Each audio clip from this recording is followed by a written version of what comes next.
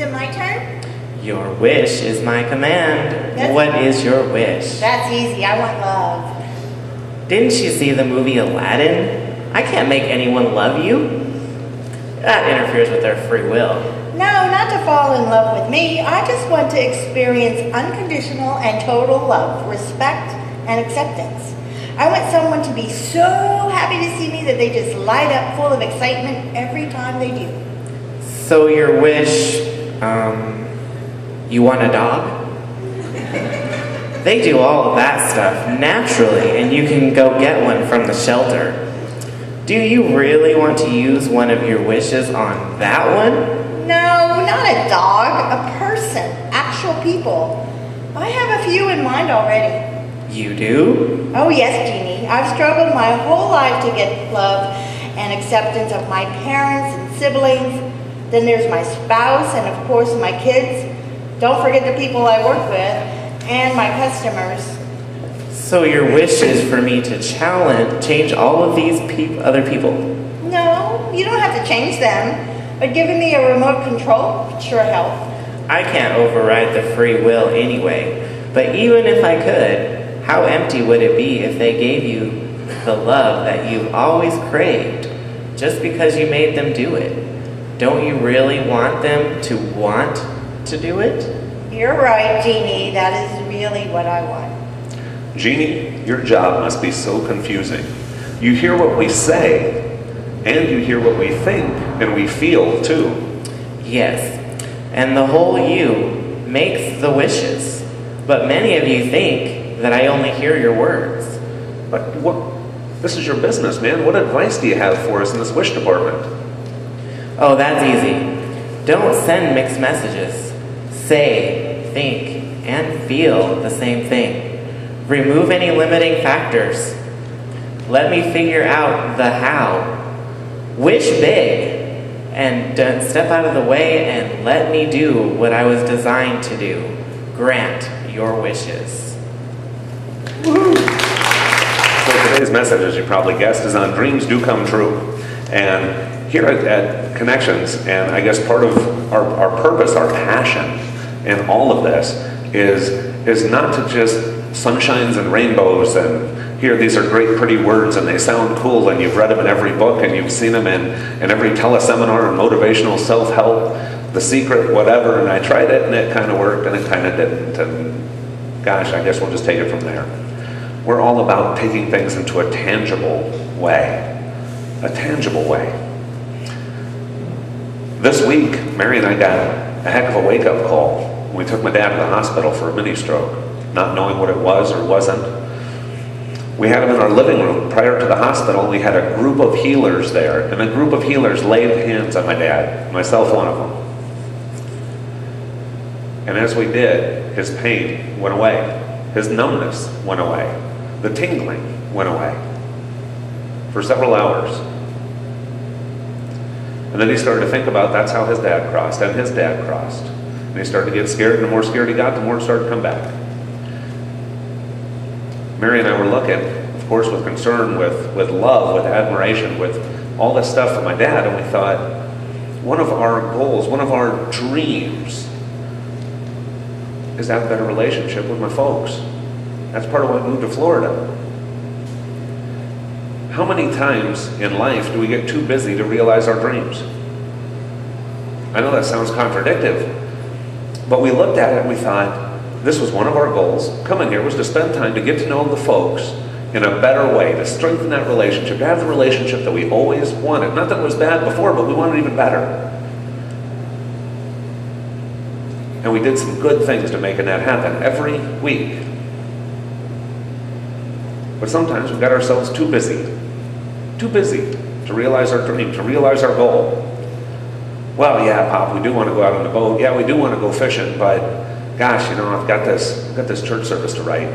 I've got these emails that I really need to answer, and I haven't taken a nap yet today, and my dog needs to go for a walk, and there's all these things going on that even though that's my goal is to love you and to spend more time with you and to get to know you even better, my life just got so busy. As human beings, how challenging is it when our lives get too busy for our dreams? I encourage you this week to not only think about what dreams you have, but also see if you've been too busy to have them. That's one step in achieving your dream. Second step is to give yourself permission to actually have it, not just to want it. Many of you who have been here for a while, we started Connections, I don't know, about 5 months ago, and up until October of this year, I was somewhere between 230 and 240 pound dude. And I've been that way for about 10, 15 years. And I wanted to lose weight. True story, I did. It was on my vision board, it was the whole thing. People said, Scott, are you going to lose weight? Well, I sure want to.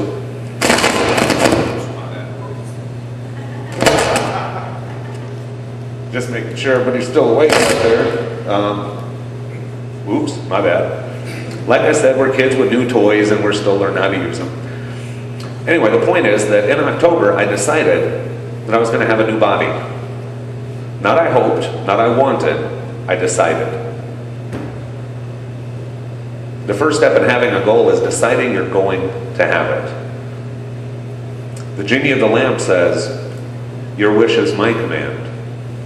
But we treat it very much the opposite. We treat it like the little orphan Oliver saying, please sir, might I have some more? The genie is saying, dream bigger, wish bigger, as much as you want I will give you. And the human side, the limiting factor says, just a spot will do, just a little bit. We don't need to limit ourselves. We need to make a decision that we're going to have what we want. We don't need anyone's permission or an excuse. We can want it simply because we want it. We are sparks of God wrapped in hamburger, walking around on a spinning ball of mud for a few decades, taking it how over serious that we have to get permission and you have to have the teacher sign off to get the hall pass so I can go eat my steak. No, you can have it because you want it, because you're expressing and experiencing something through yourself that God and the rest of us get the benefit of. In this room is part of your support system. Think of it like running a marathon. You look around the room. I invite you, look around the room right now and see the folks who are going to hand you the water when you get tired. The folks who are going to hand you the motivation when you say, I don't think I can go that extra mile. And the folks who make your job even easier by pulling up with a golf cart going, come on, just jump in, we'll get there quick, it's easy, right? And they're the same people who are going to be at the finish line with the pom-poms going, woohoo, you did it, baby, what's next? Right here, we've got that support system. Now, in addition to this, here is my dream. Here is my world, my reality. And it's contagious. It's infectious. Once your mind wraps around a new idea, it will never again retain its original shape. Okay? We don't talk about these things, these principles, these tools from I read it in a book, so it should happen. I took a workshop and they said so. No, we're talking about, one of the things on both Mary and I's vision board is rainbows and unicorns. And we do that because we remind ourselves that life is without limits. And when we get ourselves into the space of rainbows and unicorns, it transcends what the world says that we should do, and it allows God to come in and help you out. I had written a book, my first book, Bridging the Gap Between the Christian and Metaphysical Worlds, in 2002. And it was published, and I thought it was a pretty good book. I was kind of biased, I was the author. But some folks who read it kind of dug it. And I thought, it sure would be cool if other people got to know about this book. Now my brain said, and the people said, Scott, you need to go hire a literary agent, and you need to do this, and you need to do this, and you need to do this, and you need to do this. And I said, if I need to do those things, I'll do them. But my gut tells me I don't have to do that. My gut tells me there's a faster way. I've got partners, I've got friends, I've got God. And so I just said a little prayer. God, if you think this book's worth a hoot and some folks could benefit from it, if you could let them know about it, I'd sure appreciate it. 2 weeks later, I got a phone call from a lady and she said, hi, my name's Shirley MacLaine. I read your book and loved it. Will you be on my radio show and talk about it? We get 90 million visitors a year to my website. And after reading your book, I would like to sell it for you on my website. I'd like to have you on my radio show to talk about it, and I would like to introduce you to the world. I said, cool, man, let's do that. And then I started thinking, oh gosh, if we can do that on Shirley's show, there's more shows than just Shirley's. She's a neat lady, but there's more than that. And my phone started to ring, and people said, hey, I saw you on Shirley's show and you were great, will you be on my show? Being the classic overachiever that I am, I started doing between 100 and 200 radio, magazine, and TV appearances a year. And then I went, wow, it can be that easy, that simple, that quick. That was a dream that came to fruition, not because of what I did, but because I said, Jeannie, here's my wish. And my thoughts, my words, my deeds, my feelings were all in alignment with that wish. I didn't have limitations around it had to be this way and had to be that way. And I did say, anything you need me to do, let me know and I'll do it. I will take that action. The God that I know, that I've seen, that I've experienced since I was a little kid and all the way till today, is so incredibly powerful. Some of you know I'm a healer, a hands-on healer, and I love the opportunity to help people.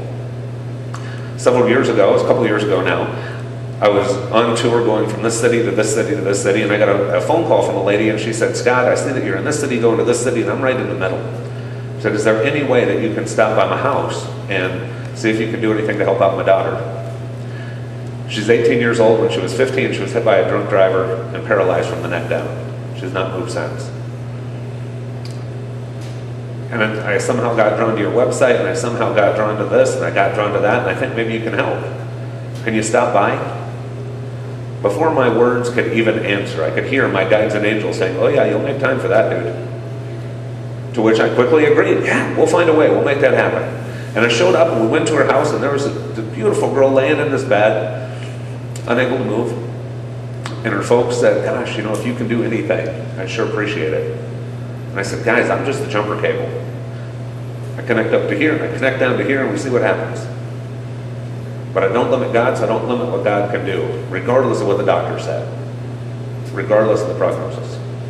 I put my hands on her, and I prayed, and we healed, and there was energy moving. My hands got hot like iron. She said that she felt all kinds of heat and movement and this and that.